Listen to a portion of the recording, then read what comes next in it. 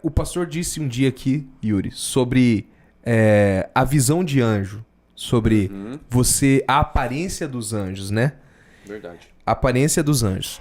E hoje, pastor, eu queria que você falasse um pouco sobre a aparência de demônios. Você já deve ter visto cada coisa, porque tem uma situação aqui, que nós vamos falar do semáforo, né? Que tá aqui. Mas antes disso, eu queria que você falasse sobre isso. É mesmo algo assustador? Como é que é isso aí? Como que se apresenta em visão isso? Vamos lá. Agora engrossou o caldo mesmo, né? Vamos lá. Mas vamos lá. Gente, o que eu vou passar aqui são experiências pessoais minhas.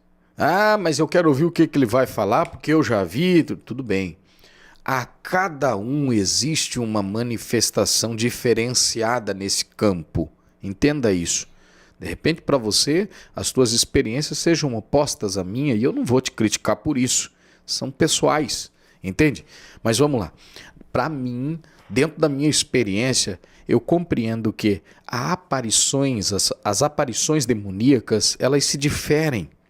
Tanto no campo da estética, né? Tanto quanto feio ou bonito, ok? Eu já estive num culto, por exemplo, de que um cidadão entrou dentro do culto, dentro de uma vigília, na verdade. Esse cara, ele era tão belo, mas tão belo, e ele entrou, atraiu a atenção das mulheres, das moças que estavam ali, pela beleza encantadora daquele cara.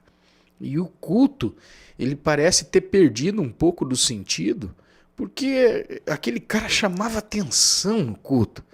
E aí, no intervalo da vigília, reuniu as meninas, as jovens ali, começaram a se aproximar daquele cara, tentando argumentar, conversar com ele, porque ele parecia, cara, um ator, o cara era um galã. E, curiosamente, ele não conversou com ninguém. Ele saiu para o lado de fora, elas pensaram, vamos atrás dele. Saíram atrás dele. Só que quando elas saíram para fora da igreja, a igreja ficava numa esquina, praticamente numa esquina assim. Elas saíram para conversar com ele, para tentar conhecer, saber aquela coisa da recepção, né? De repente com interesses, né? O cara era muito bonito. Curiosamente aconteceu um fato. O cara desapareceu. Ele não estava de carro, só se era um carro espiritual. Elas saíram no meio da quadra, olharam na esquina, não viu, o cara desapareceu. As meninas ficaram arrepiadas, foram lá e conversaram com alguns líderes. Olha o que aconteceu. Cuidado, podia ser ele mesmo, na aparência de alguém que chamou atenção e você não entendeu. Então, assim, eu acredito que existe, porque a Bíblia diz que ele é capaz de se tornar um anjo de luz, alguém de uma beleza, né? Até porque ele não vai chegar aí tentando te assustar. O inimigo não faz isso, né? Chifrinho, tridente, essas coisas mitológicas, enfim. Não. Agora, ele vai além do que se pode imaginar. Eu tenho experiências, eu vivi e vivo essas experiências. E quando se falou do semáforo, foi uma das maiores experiências que eu vivi. Não foi um dia, foram várias vezes. Meu campo de visão espiritual estava atrelado a isso. Eu recebi muitas ameaças, espiritualmente falando, do inimigo chegar e dizer assim, eu te odeio. Eu dentro de um banheiro, de um posto de combustível viajando para um evento, eu pregaria num congresso grande naquela noite, faria uma palestra e eu estou viajando pelo dia. Quando eu chego naquele banheiro, cansado, tomei um cafezinho para dar aquele ânimo, igual que no estúdio chega, tem aquele cafezinho quando o Yuri não tomou tudo. Sempre. Que exagero. Você sabe que ele seca a garrafa. Não, é incrível. Né? Ele e você eu nunca vi. Não, eu tomo um pouco. Aí eu cheguei, tomei o café e fui lavar o rosto, porque eu já estava com sono da viagem. Aí eu lavei o rosto e cheguei num espelhão que tinha assim dentro daquele banheiro e apareceu uma face naquele rosto, naquele espelho. E aquele ser falou para mim assim, cara, eu te odeio e na primeira oportunidade que eu tiver eu te mato. Credo. Eu fiquei todo arrepiado assim, levantei a minha mão em direção àquele quadro e falei para ele, em nome de Jesus, cai por terra agora. Ele desapareceu, aquela imagem daquele espelho. E como que era? Era um rosto assim, um tanto esquisito, cara. É difícil até para discriminar aquela aparência. Era um rosto assim envelhecido de alguém muito velho. Sempre ele se apresentava assim, aquele rosto envelhecido, um olho estranho, olhando para mim. Eu olhei aquela face que é difícil de descrever e eu disse, em nome de Jesus, cai por terra. Aquilo foi desaparecendo, aquela imagem. Eu embarquei no meu carro e fui orando. E eu carrego comigo algumas verdades que eu aprendi enquanto estudava, com várias autoridades nesse assunto, que me ensinaram remédios, vamos dizer assim, que vão me proteger dessas coisas. E entre elas, a adoração, o poder do louvor, tem uma desconstrução disso. Então no meu carro eu não ando sem ligar meu som. Eu estou ali ouvindo canções, eu estou numa atmosfera de adoração. Eu não me desconecto disso. Eu estou dirigindo meu carro, estou ali. E eu então entrei no meu carro, depois de ter orado, pedido a guarda, pedindo a proteção de Deus, liguei o meu som e fui ouvindo pelo caminho. Assim me acontece no semáforo. Na frente do batalhão ainda tem o semáforo. Então, depois daquela aparição lá, eu disse, meu Deus, eu preciso me cuidar muito mais. Eu preciso estar vigiando. Nessa ideia de cuidado é vigiar, porque eu por mim mesmo não vou conseguir me cuidar. Quem cuida de mim é Deus, mas eu preciso ser sóbrio, me cuidar, estar vigilante. E então hoje eu tenho muita cautela. Eu não dou bandeira, eu não dou sopa, como diz minha mãe, né? Eu não fico ali marcando bobeira. Eu sempre estou em vigilância, porque eu sei que o inimigo ele é tão astuto e ardiloso que ele espera oportunidades para atacar. Eu sempre estava ali vigilante e estou. E eu parando no semáforo ali, quando eu olho para o semáforo, uma reunião. Tinha uma reunião em volta do mastro, assim, que sustenta o semáforo.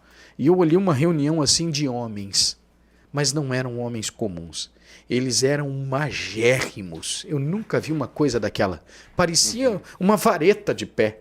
Sequíssimos, sabe? A roupa deles era grudada no corpo. Era grudada assim no corpo.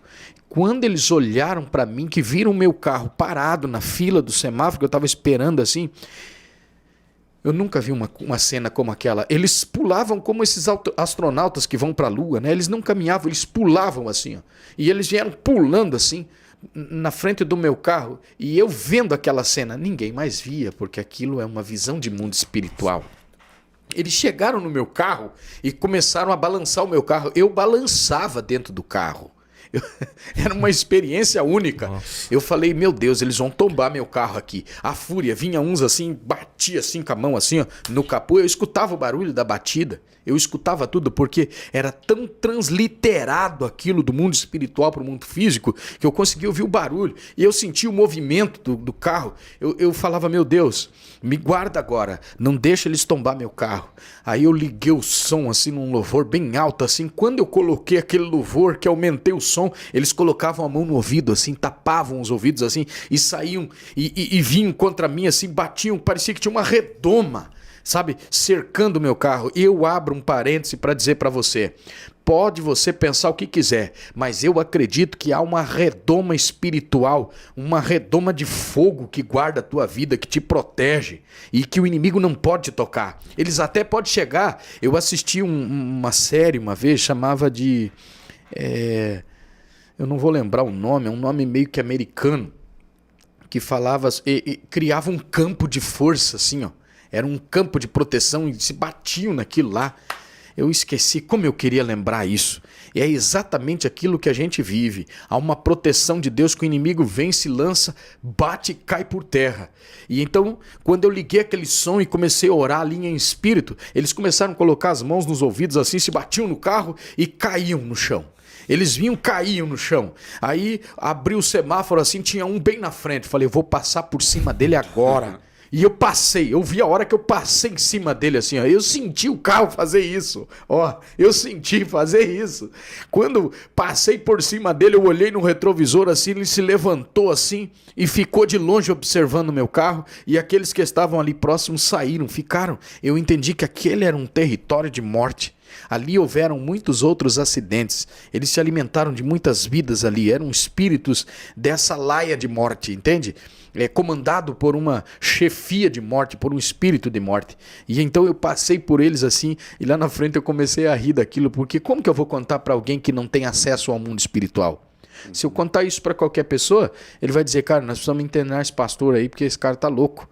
Mas eu vivi essas experiências e vivo. E algumas vezes eu vejo dessa forma, então eu posso descrever eles dessa forma, entende? Mas era horrível. Eu consegui ouvir a voz deles, o que eles diziam. Algumas coisas eles falavam na minha língua, outras eu não conseguia entender. Era uma celeuma. O que é uma celeuma? É aquele zumbido de vozes, muitas vozes falando ao mesmo tempo. Então eu também não quero nem ouvir a voz dele. Eu quero ouvir a voz de Deus, que é poderosa. Cara, imagina a loucura de você estar dentro de um carro junto e o cara tá tendo uma experiência dessa e você tá ali igual o Tonho da Lua, assim. Não tá vendo nada, né? Olhando e não tá vendo nada do que tá acontecendo. E o que me impressiona, cara, são as sensações. Eu já disse isso das outras vezes. Física. Quando se torna físico, é uma parada que me intriga. Né? É uma coisa assim intrigante pra mim. O pastor já disse sobre toque, sobre sentir temperatura. Exatamente. Sobre, cara, isso é impressionante, mano. Eu já fui beliscado por ele. Parece uma loucura falar isso. Um dia a gente chegou no monte, eu quase perdi a minha fé e dei um tapa num irmão que estava perto de mim. É verdade, ele mora hoje no Espírito Santo. Eu não vou ficar aqui citando o nome dele, né? Ele foi embora pra lá. Você pensou que ele te beliscou? Eu pensei porque o local onde me beliscou era um local meio complicado, sabe? É sério. Eita! Sério? Roger Guedes. Porque eu chego lá no monte, eu tenho o costume de me prostrar. Prostrar é diferente de ajoelhar, gente. Ajoelhar, você se ajoelha assim e tal, tá de pé. Mas o prostrar, você deita a cabeça, põe a testa no chão, né? E deixa a retaguarda meio erguida, não é mesmo? Assim, rapaz, quando eu coloquei a cara assim, eu senti que me beliscou assim nas nádegas, né? Me deu um beliscão forte assim, eu dei um tapa pra trás assim, falei, ô varão! Porque o cara tava orando perto de mim assim, eu falei, ô varão, dei um tapa assim. Olhei, ele tava prostrado, longe de mim, orando sério mesmo. Eu perdi aquela concentração da oração e fui nele. Eu fui lá. Falei pra ele assim, ô mano, você tá de sacanagem comigo? Aí ele parou a oração dele e falou assim, ô louco, pastor, que é isso? Eu tô orando aqui, rapaz, você tá louco? Nós estamos no monte, é um lugar de oração. Falei, rapaz, você me deu um beliscão agora. Não fiz isso, sangue de Jesus tem poder, Deus me livre, pela morte da minha mãe. Ele falou isso pra mim. Eu falei, cara, alguém me beliscou ali. Eu olhei e não tinha mais irmãos ali perto da gente, que eles estavam lá pra baixo. Eu rodei ali ao derredor pra ver, porque eu pensei, cara, tem alguém sacaneando comigo. Zoando, alguém tá zoando. Loucura, né? E foi um espírito desconcentrador, eu não tenho dúvida disso, sabe? Eu falei pra ele, vá beliscar tua mãe, rapaz. Aqui que loucura, mano. Foi uma loucura, parece brincadeira. Mas eu vivi o toque dele. Eu falei, não, mas que é isso? Não posso. Eu não aceito ser tocado por ele. Não aceito. Eu peço pra Deus todos os dias, Deus me guarda. Não deixa, ele não pode tocar nem um fio de cabelo da minha cabeça. Mas não tem, né? Ia ser Tem meio isso aí difícil. agora, complicou. Vambora. Cara, cara, físico é loucura, cara. É uma loucura. Eu lembrei de uma história aqui, que eu vou te perguntar, que não tá na nossa pauta. Claro, vambora. Ó, só vai azedar, Marcos.